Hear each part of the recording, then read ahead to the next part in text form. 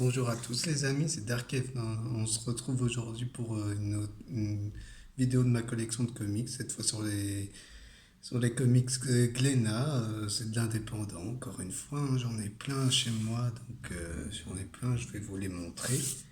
Night Dominion, que j'avais acheté ça par curiosité et j'avais bien aimé. C'est dommage que ça a pas continué chez Glénat. C'est une des J'étais quand même triste parce que ça ressemblait à un Prince of Persia, enfin ça s'inspirait des jeux vidéo à l'ancienne et ça m'a faisait grave penser à Prince of Persia et j'aimais bien. C'est dommage que on n'aura jamais la suite. Chez Glénat, ils ont des titres intéressants et on n'a jamais la suite de leur. C'est dommage quoi. Maintenant, Wolfman, ça c'est dans ça, c'est des titres. C'est dans l'univers d'Invincible. Et on me l'avait conseillé, hein, c'est Robert Kirkman qui exploite son univers. Et Wolfman, c'est un personnage que je trouve intéressant dans Invincible. Et franchement, moi qui aimais bien les loups-garous, j'ai bien aimé. Ça m'a fait penser à Man-Wolf qu'on voit dans l'univers Marvel, ça ressemble à ça. Et c'est très bien fichu. Une fois, il faudrait que je me les relise pour le. Franchement, c'est un récit sympa. Après, on a Neil Peter, qui est. C'est un peu c'est du surnaturel et de l'horreur à la Stephen King. C'est très bien. Moi, j'avais bien aimé. C'est dommage que la fin est vite expédiée pour moi.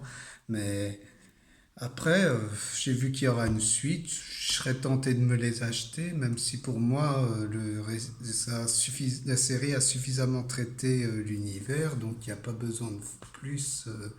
Franchement, pour moi, il n'y a plus besoin. C'est bien comme c'est. Et franchement, Glénat font du bon boulot avec ça. Et voilà, heureusement, c'est une série qui a su garder jusqu'au bout. Et on a une intrigue prenante, je trouve, même si ça stagne à certains tomes, mais c'est franchement bien. Après, on a Lady Killer, que j'ai acheté les deux tomes, hein. J'ai bien aimé. C'est une sorte de Despicable Files version Dexter, on peut dire ça. Alors que j'ai jamais vu Dexter, honte à moi. Mais c'est bien, ça va, c'est bien, même si c'est pas le titre que je conseillerais chez Glénat, mais c'est franchement bien parce que là, ouais, c'est une histoire de meurtre. Après, je trouve qu'après ça essaie de ressembler à Black Widow, hein. Il y a de l'espionnage et tout ça. Après, ça part dans un délire. Qu'on ne comprend pas très bien alors que c'est censé être un truc de tueur ou quoi, ça ne va pas, c'est bizarre quoi. Après on a Klaus, que Grant Morrison a revisité le conte du Père Noël et j'ai bien aimé, j'avais lu ça, c'est du fantastique et tout ça, ça revisite tout ce que le Père Noël a, oui c'est la revisitation du Père Noël en façon plus héroïque et avec Krampus qui est un ennemi. Voilà quoi, il est souvent représenté comme un méchant dans la mythologie. Dans la mythologie de Noël, c'est un méchant. C'est souvent aussi, je trouve que c'est une représentation comme le Grinch qu'on voit, c'est une sorte de méchant, hein, on peut dire ça comme ça. Et Klaus, ça exploite le côté fantastique de Noël. Grant Morrison a bien fait ça. Moi, j'aime bien ce que fait Grant Morrison, même sur Batman, comme beaucoup de gens peuvent dire, mais ça, on en reparlera. Je les ai, hein. Après, on a la série que j'ai trouvé qu'elle s'était arrêtée, Power Ranger. J'en ai déjà parlé, hein, quand j'ai parlé des Tortues Ninja chez iComics. J'avais bien aimé. C'est dommage que chez Glénat, ils arrêtent la collection. Alors que moi, à la base, je suis pas Power Ranger, je suis plus Team Tortue Ninja. Mais j'ai bien aimé le comics parce que ça va bien avec l'univers et tout ça. Alors que moi, à la base, je suis pas trop Power Ranger. J'aime bien le nouveau film qui est sorti après, mais Power Ranger, c'est pas trop mon truc. Je préfère les Tortues Ninja. Et malgré qu'il y a Tommy, qui est un chouette personnage intéressant dans la franchise de Power Rangers, je trouve, il est intéressant. Après, pour moi, dans le dernier tome, là, Lord Dracon, j'ai apprécié ce personnage. C'est juste dommage. Et là, ça modernise l'univers de Power Rangers, même si je suis pas un grand connaisseur des Power Rangers, je trouvais que ça modernisait ça. Et, et c'est franchement sympa, quoi. Après, on a Ghost. Que ça, je me suis acheté ça par curiosité et j'ai trouvé ça sympa, mais c'est dommage que le dernier tome perd son intérêt, ça devient un peu brouillon, je trouve, par rapport ben, après, elle revient, redevient humaine. Enfin, je veux pas vous gâcher la lecture si vous voulez vous jeter. Mais c'est vraiment un comics qui vaut quand même le coup de lire malgré son deuxième tome un peu décevant. Je trouve un peu décevant. Après, il y a une bonne intrigue, il y a de quoi être intéressé et c'est un récit qui tient la route. Après, on a Secret Identity. C'est du super-héros, c'est très bien. J'avais lu ça, on me l'avait conseillé et j'ai été conquis. J'ai vraiment été conquis, c'est vraiment autre chose. C'est, ça révolutionne un peu ce qu'on voit dans le genre super-héros et t'as des influences sur Megamind, sur le film de DreamWorks et plusieurs films du genre. C'est franchement bien fichu. Ils ont essayé de donner une identité à ce récit et ça vaut le coup d'être lu. Franchement, on n'en parle pas suffisamment et ça mérite de l'être, justement. Après, on a Lady Mechanica. Ah, c'est chez Joe Benitez. Hein, Lady Mechanica, j'ai décroché parce que j'ai un peu décroché parce que ça stagne. Ça nous raconte juste des aventures sur le personnage et ça ne, les origines de Lady Mechanica sont toujours pas exploitées alors qu'il y a les moyens. Et en l'or, ça monte, ça, ça nous fait des aventures sympas à voir, hein, à lire. C'est toujours divertissant, mais j'ai l'impression que Joe Benitez, il sait pas en fait comment il va exploiter son personnage. Et c'est ça qui est dommage. Enfin, après, je vais lire peut-être la suite par curiosité. Il y a Wereborn aussi, de Joe Benitez aussi. Et ça, j'avais bien aimé, mais même si c'est dommage qu'il n'y a pas la suite, il n'y aura jamais la suite. Et c'est bien. Moi, j'ai bien aimé ça raconte ses débuts. Avant, j'étais sceptique envers ce tome-là. Mais quand j'y pense, c'est pas mauvais. C'est vraiment pas mauvais parce que là, on voit que Joe Benitez, il est inventif dans ses œuvres et ça se voit, quoi. Après, on a Dark Crystal, du film Dark Crystal que j'avais bien aimé ce film. J'aime bien Jim Henson, comment il fait ça, avec Labyrinthe et tout ça. J'aime bien ce genre fantastique qui essaye de nous changer de notre zone de confort par rapport au genre. Et c'est franchement bien. Et en comics, ça donne bien l'histoire. Je trouvais que ça donne un aspect, ça donne son propre style et c'est franchement sympa, quoi. Après, on a Lazarus, qui est comme Lady Mechanica, c'est une série qui a stagné pour moi, malgré le côté politique et tout ça, qui parle de politique et tout ça, c'est bien, c'est franchement bien.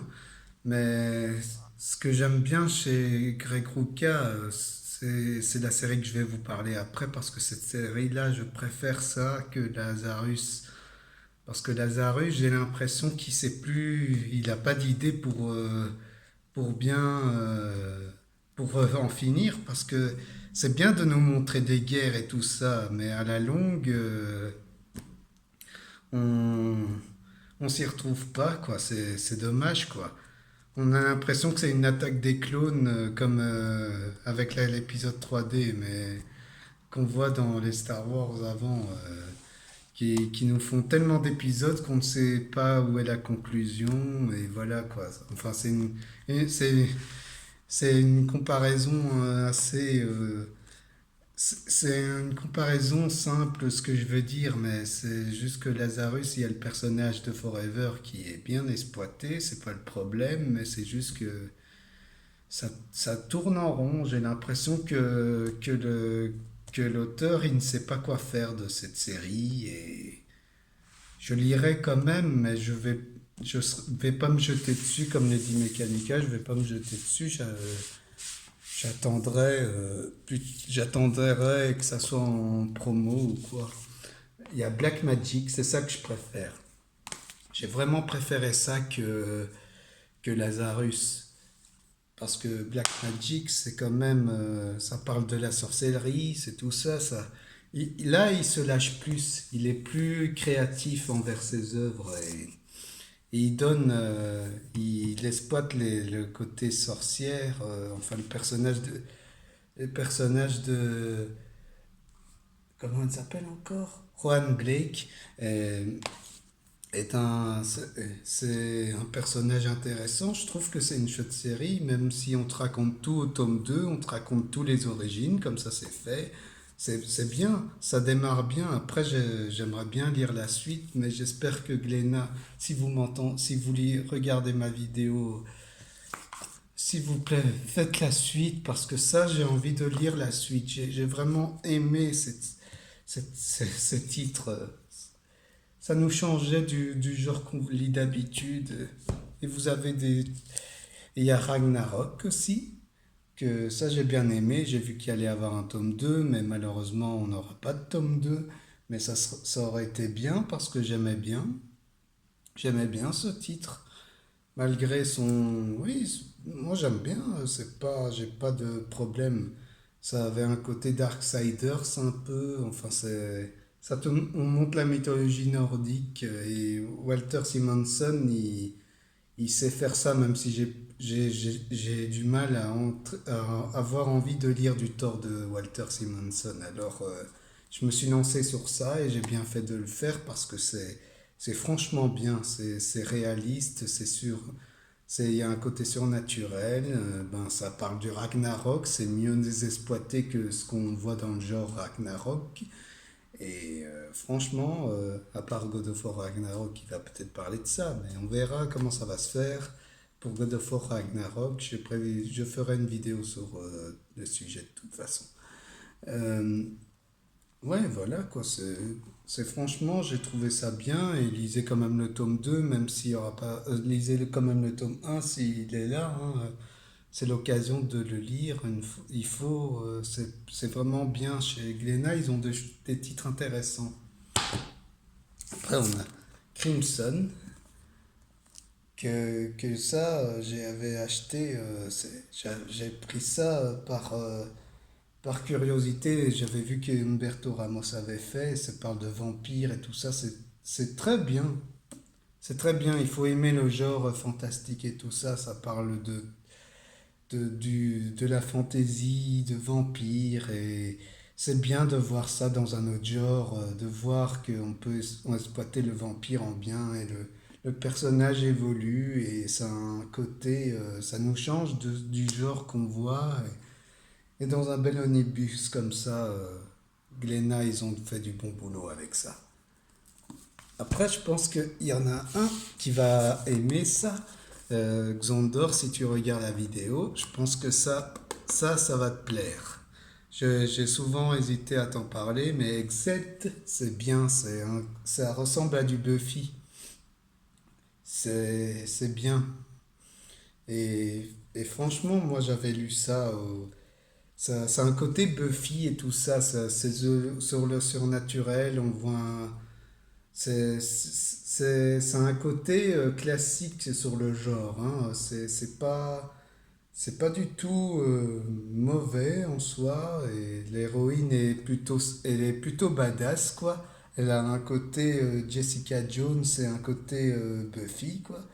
Et l'ennemi, elle est bien, quoi. C'est un titre que j'ai lu ça par curiosité, j'ai dévoré, je me rappelle que j'avais dévoré ça et je vous conseille de lire, c'est franchement bien. Après, on a Croque-Mitaine que j'ai lu récemment. Enfin, c'est une de mes lectures de chez Glénat cette année. C'est en format BD, hein. Mais moi, ça m'a vraiment plu. Avec son côté croque-mitaine, ça parle du mythe du croque-mitaine et tout ça. Et c'est bien exploité. C'est exploité comme il faut. Et il y a une fin qui est suffisante et tout ça. C'est franchement bien. C'est franchement bien avec les critiques que j'ai lues sur Instagram et tout ça, j'avais envie de lire ça. Et au final, je suis satisfait de cette lecture-là. Même si voilà quoi, c'est franchement bien à lire. Après, on a le dernier titre que j'ai déjà, c'est déjà la fin de la vidéo, Adventure Man, que ça m'a fait penser à Rocketeer et Last Action Hero. La forme, ça ressemble à du Rocketeer. Et le fond, ça ressemble à du Last Action Hero. Mais c'est franchement bien. Mais c'est juste que la fin, j'ai trouvé que ça en fait trop parce que on voit qu'il découvre quelque chose et ça va un peu trop vite. J'ai trouvé que ça allait trop vite. Mais j'espère que Matt Fraction et Terry Dodson vont quand même bien rythmer ça parce que c'est une série qui a du potentiel et c'est en format BD, hein, mais c'est un comics, hein. Mais moi j'ai bien aimé, c'est bien parce que ça nous parle de notre, on imagine des choses et qu'on a envie que nos héros survivent et tout ça, ben c'est souvent ce qu'on fait de nos œuvres et tout ça. Et malgré tout, j'aime bien, c'est à lire, quoi. Et ça nous change du super-héros comme d'habitude, quoi. Et franchement, j'attends le tome 2 avec curiosité. Même si pour le prix, quand même, c'est quand même un peu cher, mais ça vaut le coup pour moi. Enfin voilà, ça, j'espère que cette vidéo vous a plu, hein. J'aime bien vous parler de Glénat Comics comme ça. C'est des titres que je trouve dommage qu'ils se sont arrêtés là, mais on en parlera de certains titres encore parce que certains titres sont vraiment, ils ont vraiment du potentiel pour raconter des choses et tout ça. Mais voilà quoi. On se retrouve pour une autre vidéo de ma collection de comics. Ciao!